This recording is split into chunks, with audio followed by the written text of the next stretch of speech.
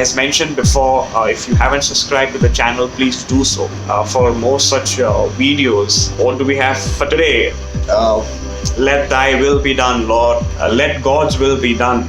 And we say it, although we do not sometimes mean it. We want God to have His will and way in our lives, but little do we really want it really to take effect in our lives. Why I'm saying this is because God's will, and I'm talking out of experience because I'm just one of your, I do not claim to be perfect.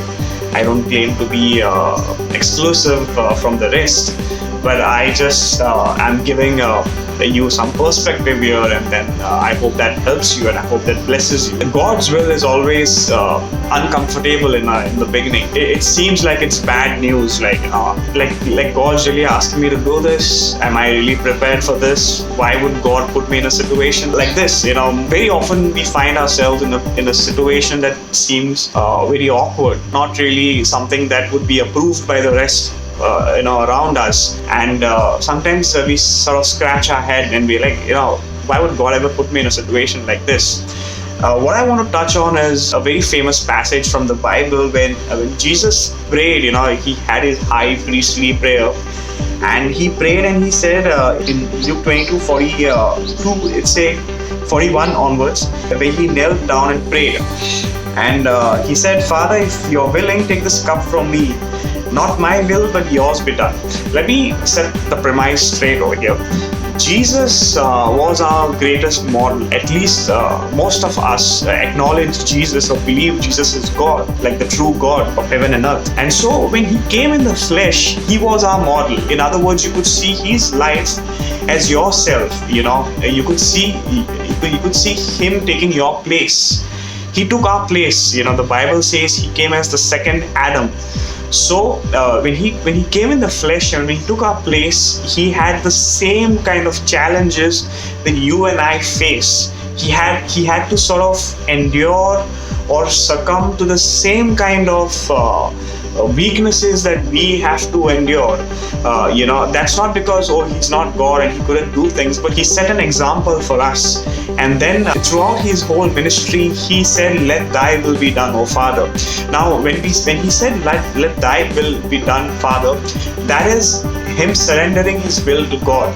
And that's exactly what we need to do. We need to surrender our will to God, no matter what our desires are, no matter how many desires we have, and no matter what we sort of chase after. We always need to surrender that desire in God's hands and ask him, if that is your will, then let your will be done in my life. Jesus, in his human weakness, now this is very important, I hope you catch this. In his human weakness, he hoped that the Father would excuse him from going to the cross, because although he didn't really want to go to the cross because he was a human being like us, he had to do it nevertheless. And because he was God himself, he could gather that transcendent power and strength to endure the cross and to go and die on the cross. But he was as much human as we were. He hoped that situation would be averted and he would not have to go to the cross.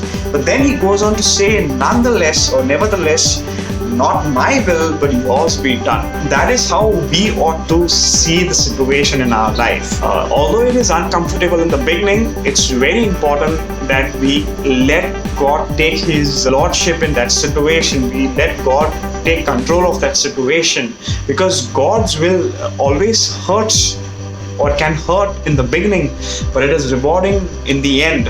If you look at it, because Jesus let the Father's will be done of him having to go to the cross, that's why you and I have redemption today. That's why he overcame the world. He slapped death in the face, and that's like the greatest victory ever. So when you take your situation, whatever, it could be anything.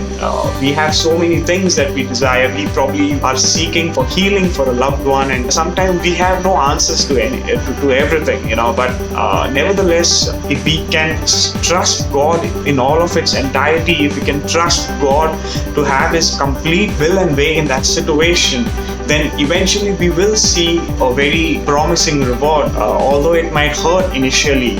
Try and identify what really God is asking you to do, although it might seem uncomfortable, although it might seem a little painful. What is God really trying to tell you? What is he trying to get out of you in that situation, if you let not your emotions and feelings supersede and move forward than what really God has for you. So I hope this video has helped you, and if you have any feedback, if you have anything to add, have any questions, please do ask in the comment section below. Have a blessed week, and I'll see you next time.